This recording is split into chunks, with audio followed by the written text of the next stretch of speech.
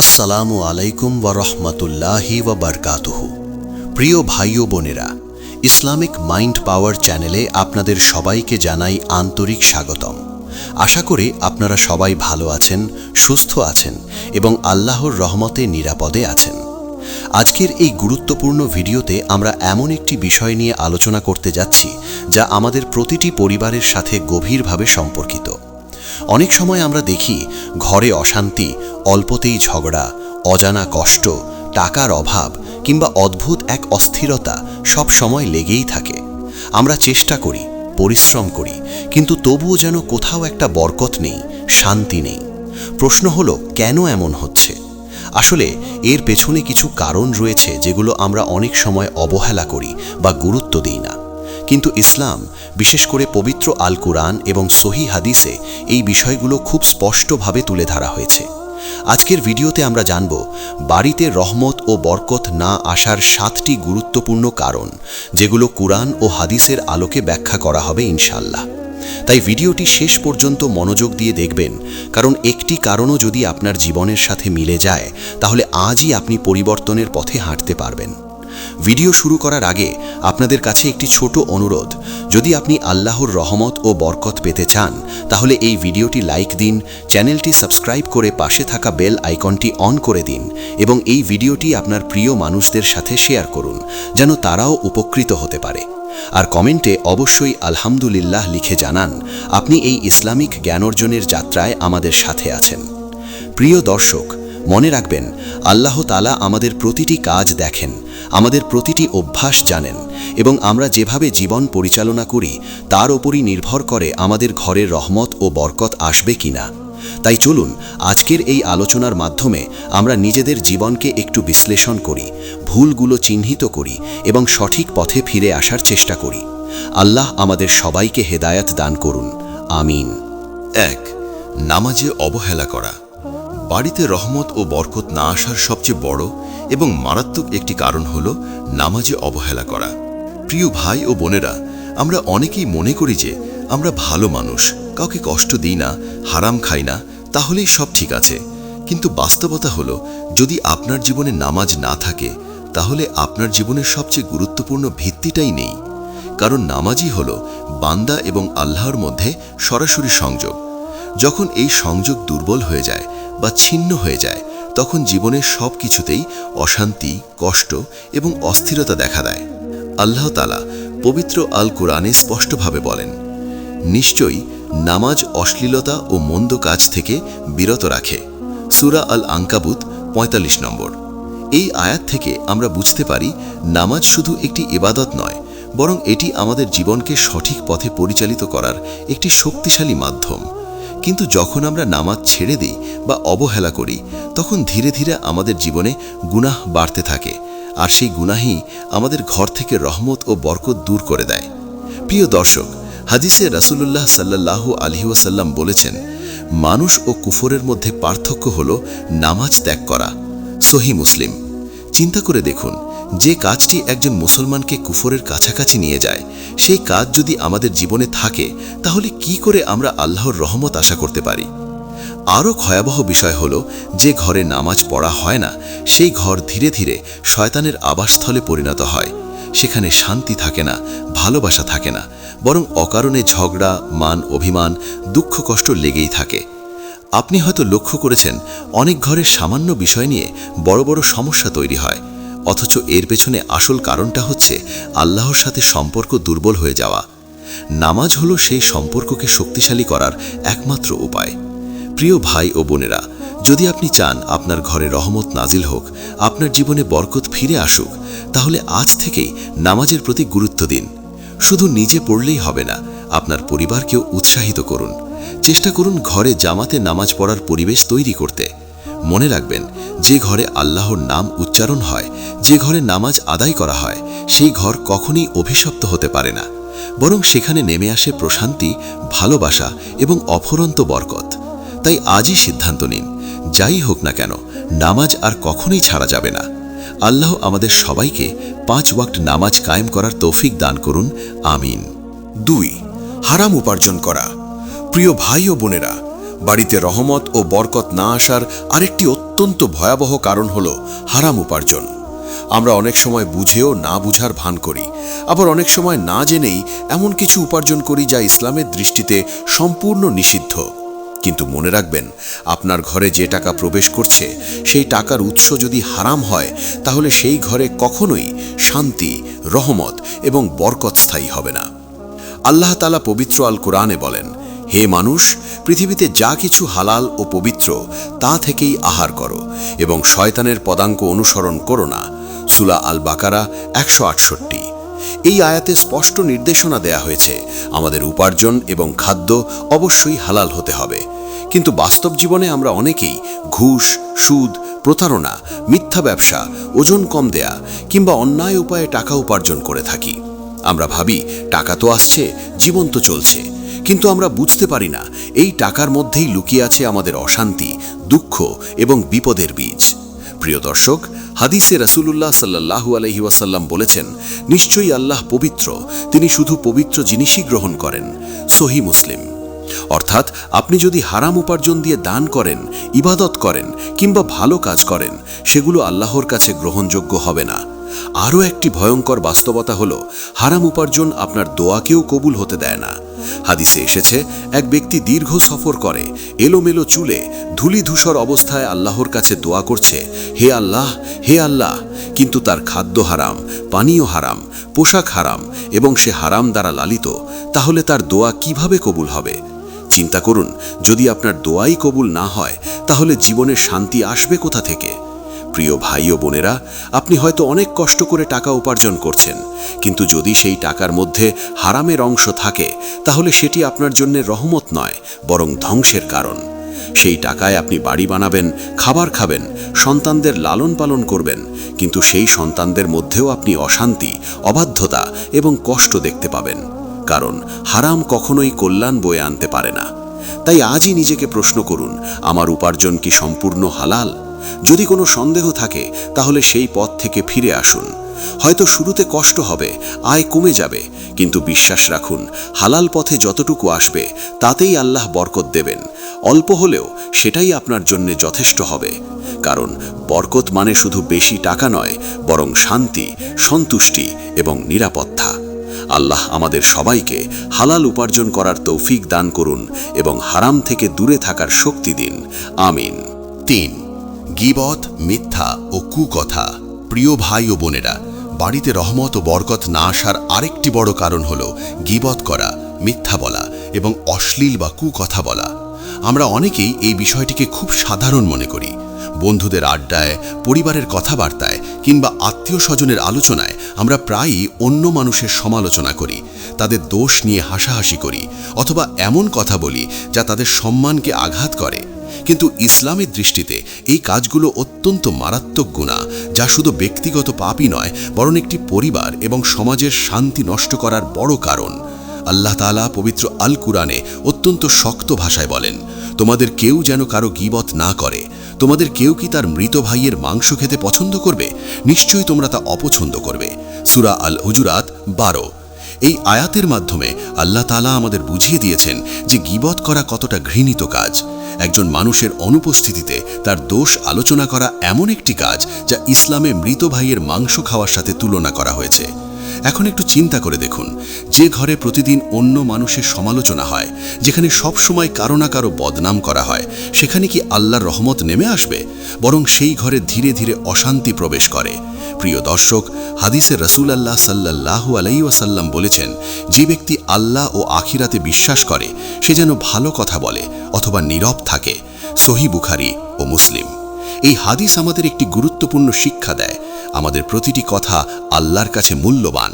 যদি সেই কথা ভালো না হয়, তাহলে নীরব থাকাই উত্তম।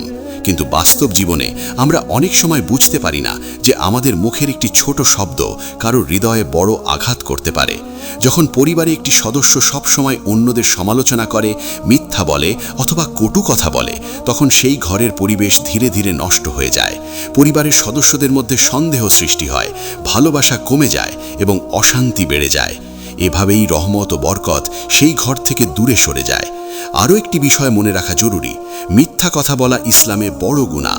মিথ্যা মানুষের চরিত্রকে ধ্বংস করে দেয় এবং বিশ্বাস নষ্ট করে দেয়। যখন একটি পরিবারের মধ্যে মিথ্যা এবং গীবত সাধারণ বিষয় হয়ে যায়, তখন সেই পরিবারের সত্য, ভালোবাসা এবং শান্তি আর থাকে না। তাই প্রিয় ভাই ও বোনেরা, যদি আমরা চাই আমাদের ঘরে রহমত ও বরকত আসুক, তাহলে আজ থেকেই আমাদের জিহ্বাকে নিয়ন্ত্রণ করতে হবে।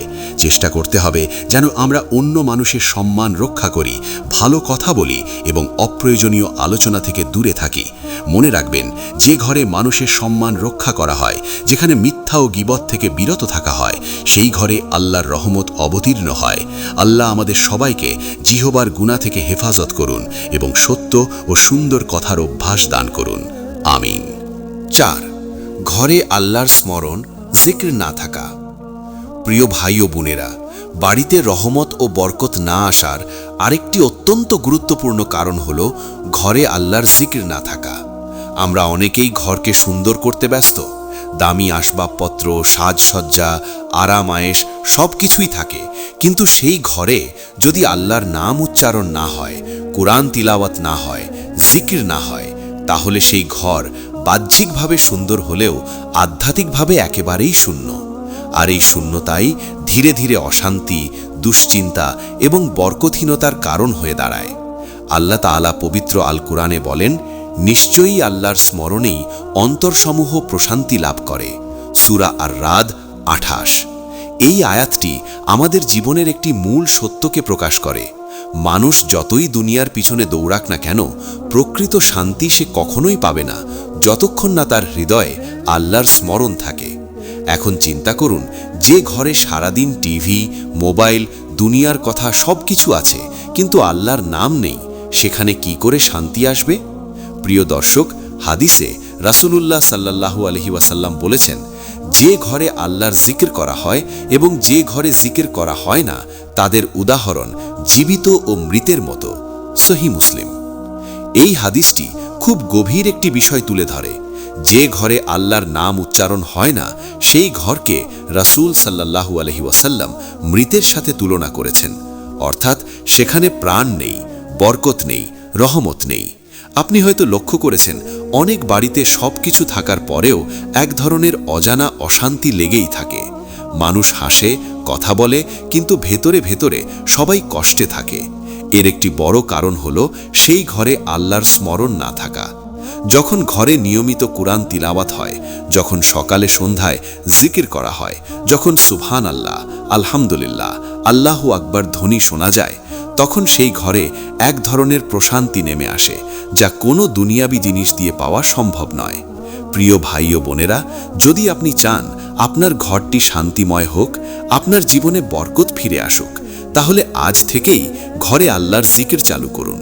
সকালে ঘুম থেকে উঠে আল্লাহর নাম নিন, রাতে ঘুমানোর আগে কিছু আয়াত পড়ুন, পরিবারের সবাই মিলে মাঝে মাঝে কুরআন তিলাওয়াত করুন।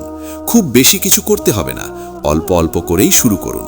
দেখবেন ধীরে ধীরে আপনার ঘরের পরিবেশ বদলে যাচ্ছে, অশান্তি কমে যাচ্ছে এবং এক ধরনের অজানা সুখ ও প্রশান্তি আপনার জীবনে ফিরে আসছে। মনে রাখবেন, যে ঘরে আল্লাহর নাম উচ্চারিত হয়, সেই ঘর কখনোই অভিশপ্ত হতে পারে না, বরং সেই ঘরে ফেরেশতারা অবতরণ করে এবং শয়তান দূরে সরে যায়। আল্লাহ আমাদের সবাইকে বেশি বেশি জিকির করার তৌফিক দান করুন এবং আমাদের ঘরগুলোকে রহমত ও বরকতে ভরিয়ে দিন। আমিন। 5.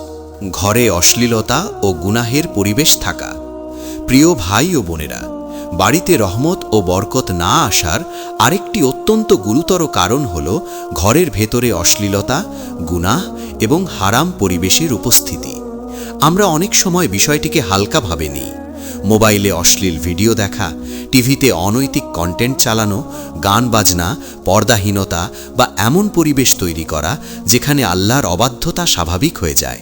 কিন্তু মনে রাখবেন, যে ঘরে গুনাহকে স্বাভাবিক করা হয়, সেই ঘরে কখনোই রহমত স্থায়ী হয় না, বরং সেখানে শয়তানির প্রভাব বেড়ে যায় এবং ধীরে ধীরে সেই পরিবারে অশান্তি, দুশ্চিন্তা এবং সমস্যা বাড়তে থাকে।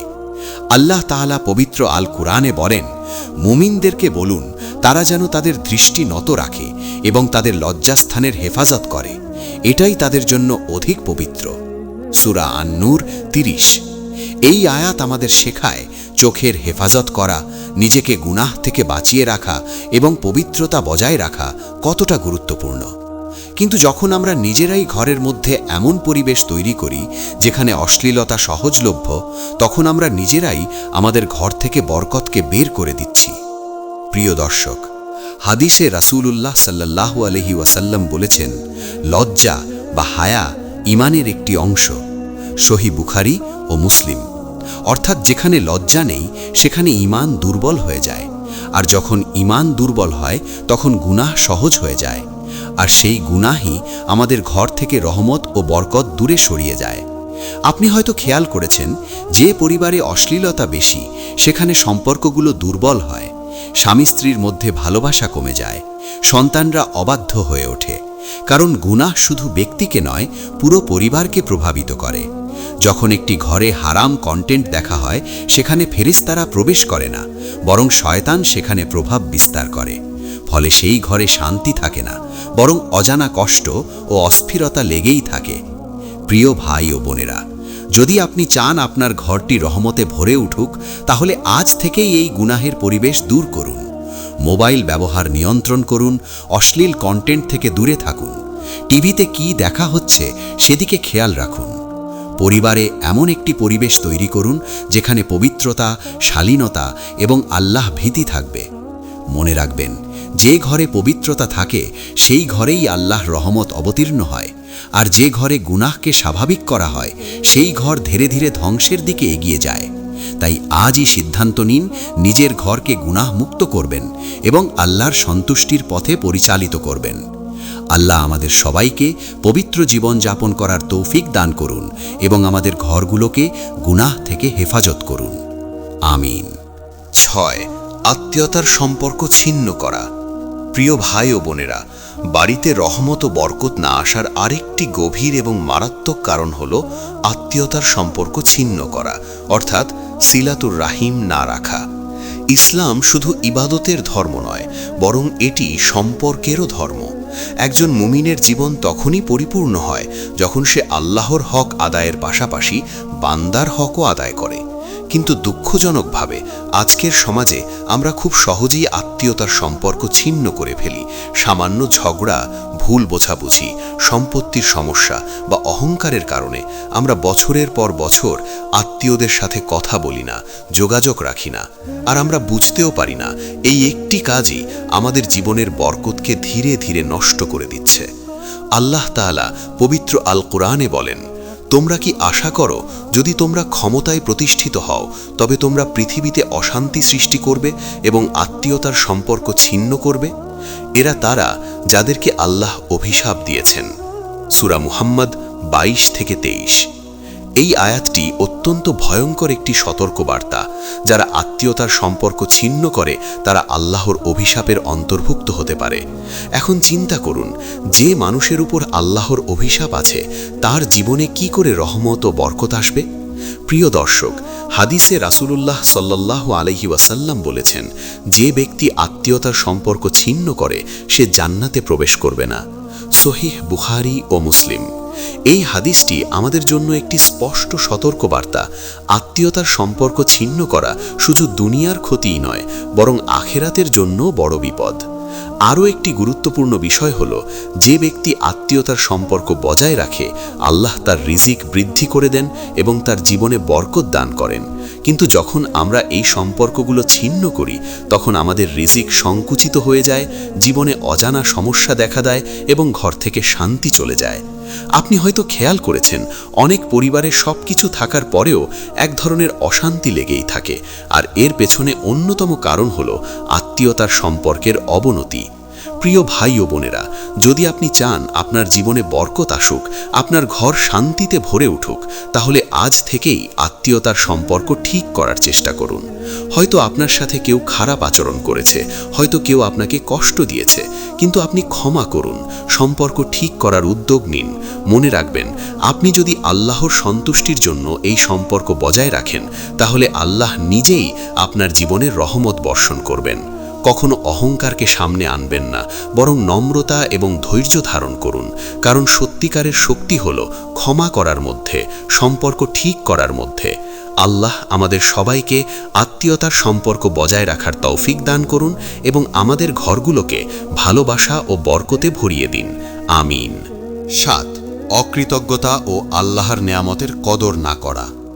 প্রিয় ভাই ও বোনেরা, বাড়িতে রহমত ও বরকত না আসার শেষ এবং অত্যন্ত গুরুত্বপূর্ণ কারণ হল আল্লাহর দেওয়া নেয়ামতের প্রতি অকৃতজ্ঞতা প্রকাশ করা। আমরা প্রায়ই জীবনের যা নেই সেটার জন্য আফসোস করি, কিন্তু যা আছে সেটার জন্য আলহামদুলিল্লাহ বলতে ভুলে যাই। আমরা সব সময় অভিযোগ করি, টাকা কম, সমস্যা বেশি, মানুষ ভালো না, কিন্তু আমরা কখনো ভেবে দেখি না আল্লাহ আমাদের কত কিছু দিয়েছেন যেগুলোর কোনো হিসাবই আমরা রাখতে পারি না। এই অকৃতজ্ঞতা ধীরে ধীরে আমাদের জীবন থেকে বরকত তুলে নেয়। আল্লাহ তাআলা পবিত্র আল কুরআনে স্পষ্টভাবে ঘোষণা করেছেন, যদি তোমরা কৃতজ্ঞতা প্রকাশ করো তবে আমি অবশ্যই তোমাদেরকে আরও বৃদ্ধি করে দেব, আর যদি তোমরা অকৃতজ্ঞ হও তবে নিশ্চয়ই আমার শাস্তি অত্যন্ত কঠিন। সূরা ইব্রাহিম 7। এই আয়াতটি আমাদের জন্য একটি চিরন্তন নীতি। কৃতজ্ঞতা বরকত বাড়ায় আর অকৃতজ্ঞতা বরকত কমিয়ে দেয়। এখন নিজেকে প্রশ্ন করুন, আমরা প্রতিদিন কতবার আল্লাহকে ধন্যবাদ দিই? আমরা কি কখনো ভেবে দেখি আমাদের চোখ আছে, আমরা দেখতে পারি, আমাদের পরিবার আছে, আমরা একসাথে থাকতে পারি, আমরা খাবার পাই, আশ্রয় পাই, এই সবই আল্লাহর অসীম নেয়ামত। কিন্তু যখন আমরা এগুলোর কদর করি না, তখন আল্লাহ ধীরে ধীরে সেই নেয়ামতগুলো থেকে বরকত তুলে নেন। প্রিয় দর্শক, হাদিসে রাসূলুল্লাহ সাল্লাল্লাহু আলাইহি ওয়াসাল্লাম বলেছেন, যে মানুষদের প্রতি কৃতজ্ঞতা প্রকাশ করে না সে আল্লাহর প্রতিও কৃতজ্ঞ নয়। তিরমিজি। অর্থাৎ কৃতজ্ঞতা শুধু আল্লাহর প্রতি নয়, মানুষের প্রতিও প্রকাশ করতে হবে। কিন্তু আমরা অনেক সময় নিজের পরিবার, বাবা মা, স্বামী বা স্ত্রী কারো প্রতি কৃতজ্ঞতা প্রকাশ করি না। ফলে সম্পর্কগুলো দুর্বল হয়ে যায়, ভালোবাসা কমে যায় এবং ঘর থেকে শান্তি চলে যায়। অকৃতজ্ঞতা একটি অদৃশ্য রোগের মতো। এটি ধীরে ধীরে মানুষের হৃদয়কে কঠিন করে দেয় এবং জীবনের আনন্দ কেড়ে নেয়। আপনি হয়তো লক্ষ্য করেছেন, যে মানুষ সবসময় অভিযোগ করে সে কখনোই সুখী হতে পারে না, আর যে মানুষ অল্পতেই আলহামদুলিল্লাহ বলতে পারে সে সব সময় শান্তিতে থাকে। তাই প্রিয় ভাই ও বোনেরা, যদি আপনি চান আপনার ঘরে রহমত ও বরকত ফিরে আসুক, তাহলে আজ থেকেই কৃতজ্ঞ হওয়ার অভ্যাস গড়ে তুলুন। প্রতিদিন অন্তত কিছু সময় নিয়ে আল্লাহর নেয়ামতগুলো স্মরণ করুন এবং আলহামদুলিল্লাহ বলুন। পরিবারের সদস্যদের প্রতিও কৃতজ্ঞতা প্রকাশ করুন। দেখবেন ধীরে ধীরে আপনার জীবনে পরিবর্তন আসছে, অশান্তি কমে যাচ্ছে, সুখ বাড়ছে এবং আল্লাহর রহমত আপনার ঘরে নেমে আসছে। আল্লাহ আমাদের সবাইকে কৃতজ্ঞ বান্দা হিসেবে কবুল করুন। আমিন। প্রিয় ভাই ও বোনেরা, আজকের এই ভিডিওতে আমরা জানলাম বাড়িতে রহমত ও বরকত না আসার 7টি গুরুত্বপূর্ণ কারণ, যেগুলো পবিত্র আল কোরআন এবং সহিহ হাদিসের আলোকে আলোচনা করা হয়েছে। এখন সবচেয়ে গুরুত্বপূর্ণ বিষয় হলো এই জ্ঞানকে শুধু শোনা পর্যন্ত সীমাবদ্ধ না রেখে আমাদের বাস্তব জীবনে প্রয়োগ করা। কারণ জ্ঞান তখনই উপকারী হয় যখন তা আমাদের আমলে প্রকাশ পায়। আজ যদি আমরা বুঝতে পারি আমাদের ঘরে কেন অশান্তি, কেন বরকত নেই, তাহলে আজই আমাদের পরিবর্তনের সিদ্ধান্ত নিতে হবে। নামাজ ঠিক করা, হারাম উপার্জন ছেড়ে দেওয়া, গীবত ও মিথ্যা থেকে দূরে থাকা, ঘরে আল্লাহর জিকির চালু করা, গুনাহমুক্ত পরিবেশ তৈরি করা, আত্মীয়তার সম্পর্ক বজায় রাখা এবং কৃতজ্ঞ হওয়ার অভ্যাস গড়ে তোলা। এই কয়েকটি কাজই আমাদের জীবনকে বদলে দিতে পারে। মনে রাখবেন, আল্লাহ তাআলা আমাদের পরিবর্তনের জন্য অপেক্ষা করছেন। আমরা যদি এক কদম এগিয়ে যাই, আল্লাহ আমাদের দিকে অনেক কদম এগিয়ে আসবেন। তাই দেরি না করে আজ থেকেই নিজেকে পরিবর্তন করুন, নিজের পরিবারকে পরিবর্তন করুন। আপনার একটি সঠিক সিদ্ধান্তই আপনার পুরো জীবনকে বদলে দিতে পারে। যদি ভিডিওটি আপনার কাছে উপকারী মনে হয়, তাহলে অবশ্যই লাইক দিন। আপনার মূল্যবান মতামত কমেন্টে লিখুন আলহামদুলিল্লাহ এবং ভিডিওটি শেয়ার করুন, যেন আপনার মাধ্যমে অন্য কেউ হেদায়েতের পথ খুঁজে পায়। আর যদি এখনও ইসলামিক মাইন্ড পাওয়ার চ্যানেলটি সাবস্ক্রাইব না করে থাকেন, তাহলে এখনই সাবস্ক্রাইব করে ফেলুন এবং পাশে থাকা বেল আইকনটি অন করে দিন, যেন ভবিষ্যতে এমন আরও গুরুত্বপূর্ণ ইসলামিক ভিডিও আপনার কাছে পৌঁছে যায়। আল্লাহ আমাদের সবাইকে সঠিক পথে চলার তৌফিক দান করুন। আমাদের ঘরগুলোকে রহমত ও বরকতে ভরিয়ে দিন এবং আমাদেরকে দুনিয়া ও আখিরাতে সফল করুন। আমিন।